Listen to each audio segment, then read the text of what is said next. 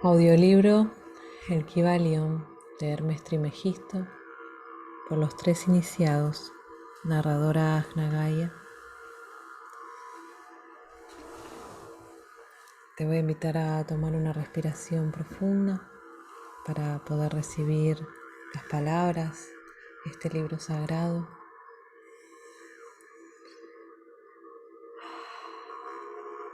Capítulo 7. El todo en todo. Mientras que todo está en el todo, es igualmente cierto que el todo está en todo. Para aquel que verdaderamente entiende esta verdad, le ha venido un gran conocimiento. ¿Cuán a menudo ha escuchado repetida la mayoría de la gente la afirmación de que su deidad, llamada por muchos nombres, era todo en todo?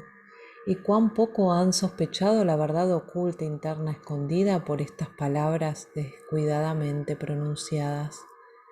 La expresión comúnmente usada es una supervivencia de la antigua máxima hermética acotada arriba.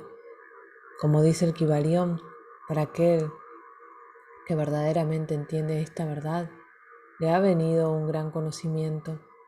Y siendo esto así, busquemos esta verdad, cuya comprensión tanto significa. En esta afirmación de la verdad, esta máxima hermética, está escondida una de las más grandes verdades filosóficas y científicas y religiosas. Os hemos dado la enseñanza hermética concerniente a la naturaleza mental del universo. La verdad de que el universo es mental sostenido en la mente del todo, como dice el Kybalión. En el pasaje arriba acotado, todo está en el todo. Pero notad también la afirmación correlacionada de que es igualmente cierto que el todo está en todo. Esta afirmación aparentemente contradictoria es reconciliable bajo la ley de la paradoja. Es, más aún, una afirmación hermética exacta de las relaciones existentes entre el todo y su universo mental. Hemos visto cómo todo está en el todo. Examinemos ahora el otro aspecto del asunto. Las enseñanzas herméticas son que el todo es inmanente, permaneciendo dentro, inherente, residiendo dentro, en su universo, y en toda parte, partícula, unidad o combinación dentro del universo. Esta afirmación es ilustrada usualmente por los instructores por una referencia al principio de correspondencia. El instructor instruye al estudiante para que forme una imagen mental de algo, una persona, una idea, algo que tenga una forma mental, siendo el ejemplo favorito el del autor o dramaturgo que se forma una idea de sus caracteres, o un pintor o escultor que se forma una imagen de un ideal que desea expresar por su arte. En cada caso, el estudiante encontrará que mientras que la imagen tiene su existencia y ser únicamente dentro de su propia mente, sin embargo, él, el estudiante, autor, dramaturgo, pintor o escultor, es también en un sentido inmanente en permanece dentro o reside dentro de la imagen mental. En otras palabras, la virtud entera, vida, espíritu de realidad en la imagen mental, se deriva de la mente inmanente del pensador. Considerad esto por un momento hasta que se capte la idea.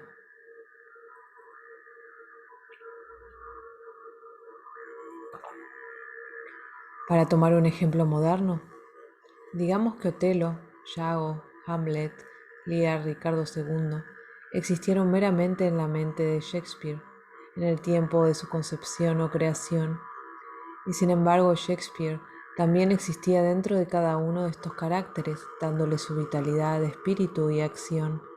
¿De quién es el espíritu de los caracteres de que conocemos como Micah Verb, Oliver Twist, Uriah Heep? ¿Es Dickens o tiene cada uno de estos caracteres un espíritu personal, independiente de su creador? ¿Tiene la Venus de Medici, la Madonna Sixtina, el Apolo de Belvedere espíritus y realidad propios o representan el poder espiritual y mental de sus creadores? La ley de la paradoja explica que ambas proposiciones son ciertas. Vistas desde los puntos de vista apropiados, Mika Ware es tanto Mika Ware como sin embargo Dickens. Y de nuevo, mientras que puede decirse que Mika Ware es Dickens, sin embargo Dickens no es idéntico con Mika Ware. El hombre como Mika Ware puede exclamar: el espíritu de mi creador es inherente dentro de mí, y sin embargo yo no soy él. Cuán diferente esto de la conmocionante media verdad tan vociferante anunciada por algunos de los medios sabios que llenan el aire con sus raucos gritos de "Yo soy Dios". Imaginad al pobre Mika Ware o al Bill Uriah Heep gritando "Soy Dickens", o a alguno de los ruines soquetes en uno de los dramas de Shakespeare anunciando grandilocuentemente que "Soy Shakespeare". El todo está en el gusano de tierra, y sin embargo el gusano de tierra está lejos de ser el todo. Y sin embargo permanece la maravilla de que aunque el gusano de tierra existe meramente como una cosa ruin, creada y teniendo su ser solamente dentro de la mente del todo, sin embargo el todo es inmanente en el gusano de tierra y en las partículas que constituyen el gusano de tierra. ¿Puede haber algún misterio mayor que esté de todo en el todo y el todo en todo? El estudiante realizará desde luego que las ilustraciones dadas arriba son necesariamente imperfectas e inadecuadas, pues representan la creación de imágenes mentales en mentes finitas, mientras que el universo es una creación de la mente infinita, y la diferencia entre los dos polos les separa. Y sin embargo, esta es meramente una cuestión de grado. El mismo principio está en operación. El principio de correspondencia se manifiesta en cada uno. Como es arriba es abajo, como es abajo es arriba. Y en el grado en que el hombre realiza la existencia del espíritu interno inmanente dentro de su ser, así se elevará en la escala espiritual de la vida. Esto es lo que significa el desarrollo espiritual, el reconocimiento, la realización y la manifestación del espíritu dentro de nosotros. Tratad de recordar esta última definición, la del desarrollo espiritual, contiene la verdad de la verdadera religión.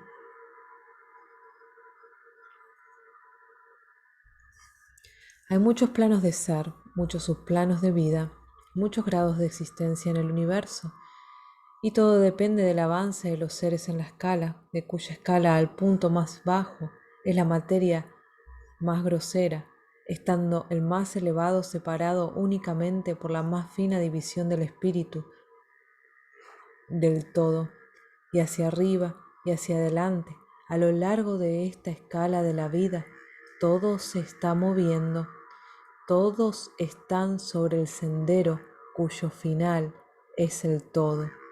Todo progreso es un retomar al hogar. Todo va hacia arriba y hacia adelante, a pesar de todas las apariencias al parecer contradictorias. Tal es el mensaje de los iluminados. Las enseñanzas herméticas concernientes al proceso de la creación mental del universo son las de que el comienzo del ciclo creativo del todo, en su aspecto de ser, proyecta su voluntad hacia su aspecto de devenir, y el proceso de creación comienza. Se enseña que el proceso consiste en el rebajamiento de la vibración hasta que se alcanza un grado bajísimo de energía vibratorio, en cuyo punto se manifiesta la forma de materia más grosera posible. Este proceso es llamado la etapa de involución, en el que el todo se envuelve o arropa en su creación. Este proceso se cree por los hermetistas que tiene una correspondencia con el proceso mental de un artista, escritor o inventor, que se arropa de tal modo en su creación mental que casi olvida su propia existencia y el cual por el tiempo dado casi vive en su creación. Si en vez de arropado usamos la palabra arrebatado, quizá daremos una mejor idea de lo que se quiere dar a entender. Esta etapa involuntaria de creación es llamada a veces la efusión de la energía divina, igual que el estado evolutivo es llamado la absorción. El polo externo del proceso creativo se considera que es el más apartado del todo. mientras que el comienzo de la etapa evolutiva se considera como el comienzo de la oscilación, del retomo del péndulo del ritmo, una idea de volver al hogar sostenida en todas las enseñanzas herméticas. Las enseñanzas son que durante la efusión las vibraciones se vuelven cada vez más bajas hasta que finalmente el impulso cesa y comienza la oscilación del retorno. Pero hay esta diferencia que mientras que en la fusión las fuerzas creativas se manifiestan compactantemente y como un conjunto, sin embargo, desde el comienzo de la etapa evolutiva o de absorción, se manifiesta la ley de aquello que abandonó el todo como energía individualizada, retorna a su fuente como incontables unidades de vida altamente desarrolladas, habiéndose elevado cada vez más alto en la escala por medio de la evolución física, mental y espiritual. Los antiguos hermetistas usan la palabra meditación al describir el proceso de la creación mental del universo en la mente del todo, siendo empleada también frecuentemente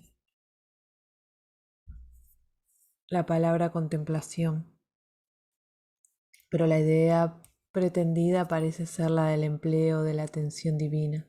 Atención es una palabra derivada de una raíz latina que significa extenderse, estirarse, y así el acto de atención es realmente una extensión mental de energía mental, de modo que la idea subyacente es atendida fácilmente cuando examinamos el significado real de la atención.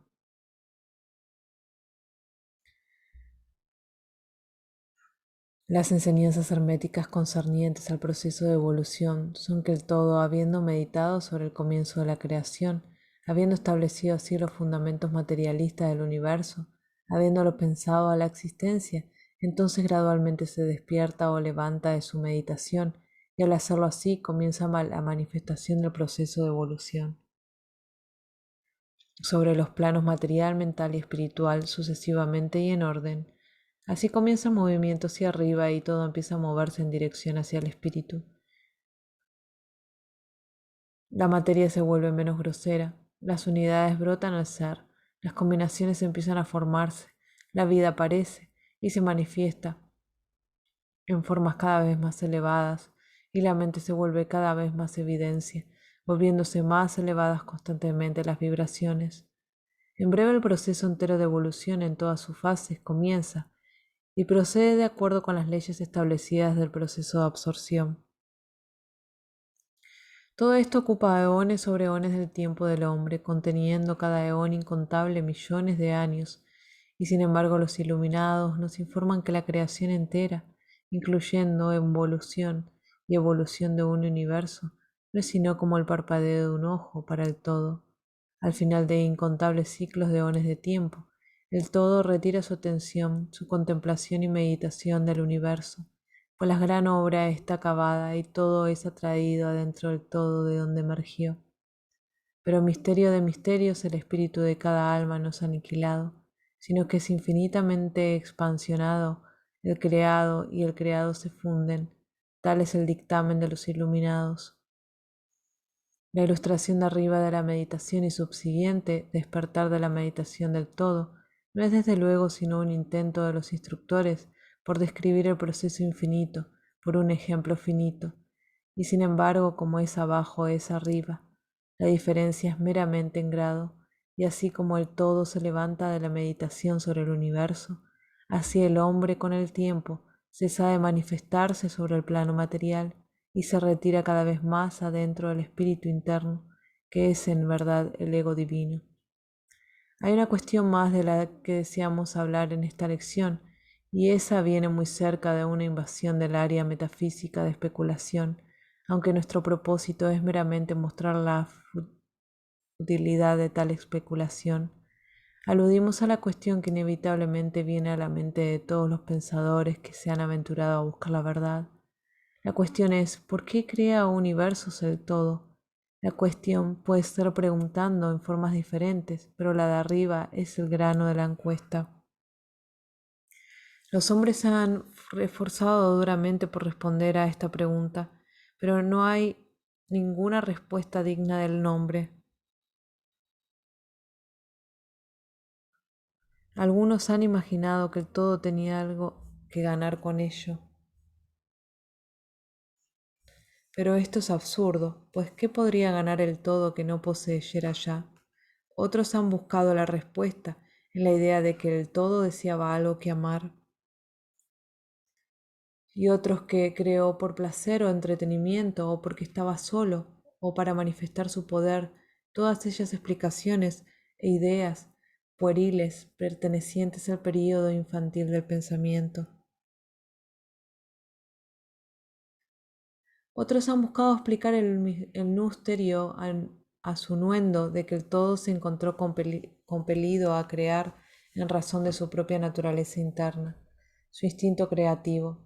Esta idea está más avanzada que las otras, pero su punto débil recae en la idea de que el todo sea compelido por algo, interno o externo, si su naturaleza interna o instinto creativo lo compelió a hacer algo.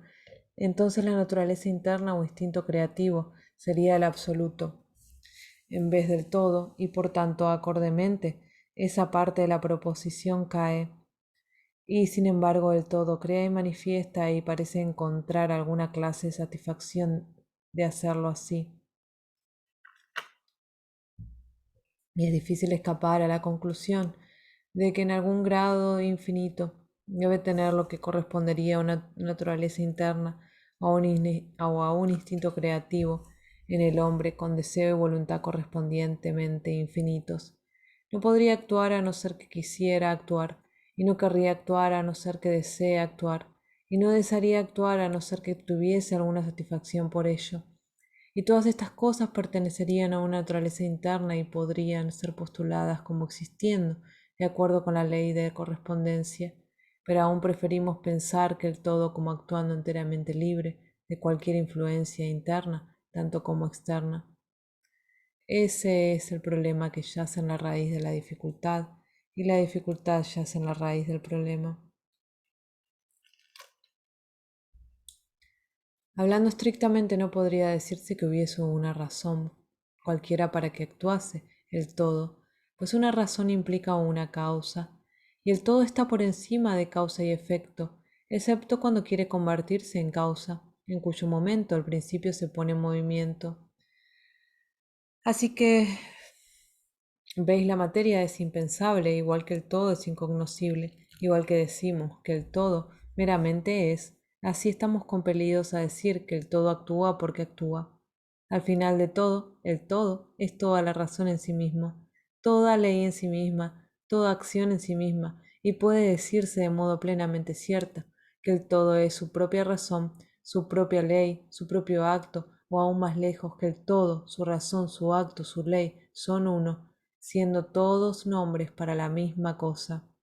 En la opinión de aquellos que os están dando las lecciones presentes, la respuesta está encerrada en el ser interno del todo, junto con su secreto de existencia. La ley de correspondencia, a nuestra opinión, se extiende solo hasta este aspecto del todo, del que puede hablarse como el aspecto de devenir. Detrás de este aspecto está el aspecto del ser, en el que hablarse como en el que todas las leyes se pierden en ley, todos los principios se funden en principio y el todo sobre este punto es fútil. Entramos aquí en la cuestión meramente para mostrar que reconocemos la pregunta y también el absurdo de las respuestas ordinarias de la metafísica y la teología.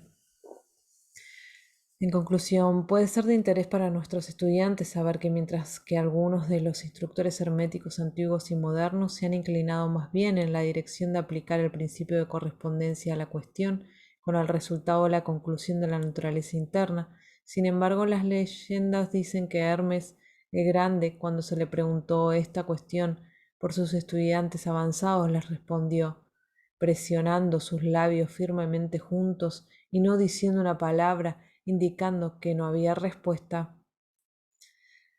Pero también podía haber pretendido aplicar el axioma de su filosofía de que los labios en la sabiduría están cerrados, excepto para los oídos del entendimiento, creyendo que incluso sus estudiantes avanzados no poseían el entendimiento que les titulaba para la enseñanza.